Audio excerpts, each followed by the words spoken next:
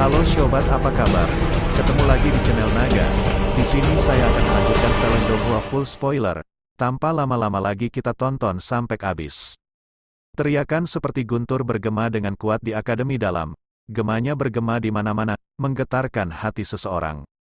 Sosok manusia tiba-tiba muncul dan muncul dari seluruh Akademi Dalam tidak lama setelah seruan lama ini terdengar. Segera, banyak sosok manusia muncul di langit di atas area di mana Xiao Yan berada. Orang pertama secara alami adalah penatua pertama Suqian. Pada saat ini, ekspresinya serius saat dia mempelajari arah asal teriakan itu. Dia mengepalkan tinjunya sedikit dan bergumam, hantu setan tanah tua.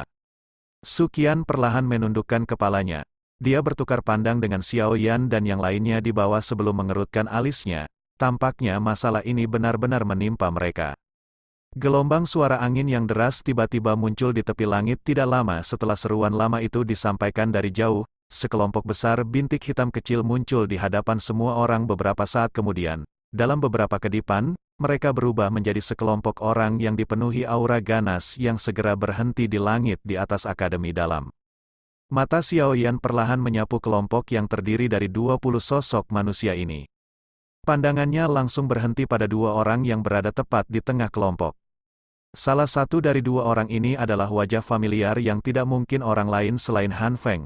Orang lainnya adalah seorang lelaki tua berambut darah yang mengenakan jubah kuning tengkorak. Wajah lelaki tua itu kurus, dan pada dasarnya dia termasuk tipe orang yang hanya memiliki kulit di atas tulangnya. Sekilas, dia seperti tengkorak, matanya yang dalam menunjukkan kilau yang tenang. Tampak seperti nyala api hantu karena memancarkan aura yang aneh dan mengerikan. Orang tua berambut darah ini berdiri tanpa dukungan di udara kosong. Matanya yang dalam dengan acuh tak acuh memperhatikan Akademi Dalam di bawah. Setiap kali lengan bajunya dikibarkan dengan lembut oleh angin, ruang di sekitarnya diam-diam akan mengeluarkan sedikit riak. Riak ini mungkin sangat lemah, tapi masih terdeteksi oleh Xiao Yan. Mata yang terakhir segera menyusut sedikit. Do Qi yang begitu mendalam benar-benar dapat dianggap sebagai sesuatu yang dia lihat untuk pertama kalinya setelah bertahun-tahun. Tampaknya orang ini adalah pendiri lembah api iblis, hantu iblis tanah lama, yang sangat ditakuti oleh tetua pertama Suqian dan yang lainnya. Tekanan turun dari langit setelah sekelompok sosok manusia ini, dengan aura ganas menyebar ke sekeliling, muncul. Itu mencakup seluruh Akademi Dalam. Ekspresi beberapa siswa yang lebih lemah segera berubah sedikit. Saat mereka saling bertukar pandang, mata mereka mengandung ketakutan. Suqian sedikit mengernyit saat dia merasakan tekanan keheningan dari Akademi Dalam. Dia mengangkat kepalanya, menatap lelaki tua berambut darah itu dan perlahan berkata, "Setelah tidak bertemu denganmu selama bertahun-tahun, tidak disangka kekuatanmu sekali lagi meningkat sebanyak ini. Kamu adalah Suqian, bukan?" Hantu iblis tanah tua menatap samar ke arah Suqian dan berkata, "Tidak disangka kamu juga telah maju ke kelas Douzong. Saat aku bertemu denganmu saat itu, kamu hanyalah seorang tetua di puncak kelas Douhuang. Anda harus jelas tentang alasan saya yang dulu datang hari ini. Serahkan anak kecil bernama Xiao Yan itu. Dia membunuh 3 tetua agung dari lembah api iblisku. Saya harus mencari pembayaran atas hutang ini. Kalau tidak, bagaimana lembah api iblisku bisa bertahan di wilayah pelosok hitam?" Ekspresi Suqian sedikit merosot. Dia dengan dingin berteriak, "Hantu setan tanah tua, ada penjelasan mengapa Xiao Yan membunuh Fang Yan dan 2 lainnya. Tidak dapat dihindari bahwa ada beberapa cedera ketika seseorang berkelahi. Terlebih lagi, Fang Yan dan 3 orang lainnya melancarkan serangan fatal terhadapnya. Haruskah dia membiarkan mereka membunuhnya? Aku yang dulu tidak peduli dengan semua ini. Yang aku tahu hanyalah Xiao Yan telah membunuh 3 tetua lembah api iblisku." Hantu setan tanah tua melambaikan lengan bajunya dan tertawa dingin. "Aku tidak akan menyia-nyiakan nafasku bersamamu. Langsung panggil Mang Tianqi untuk berdiskusi denganku." Senyuman dingin muncul di wajah Suqian saat mendengar ini.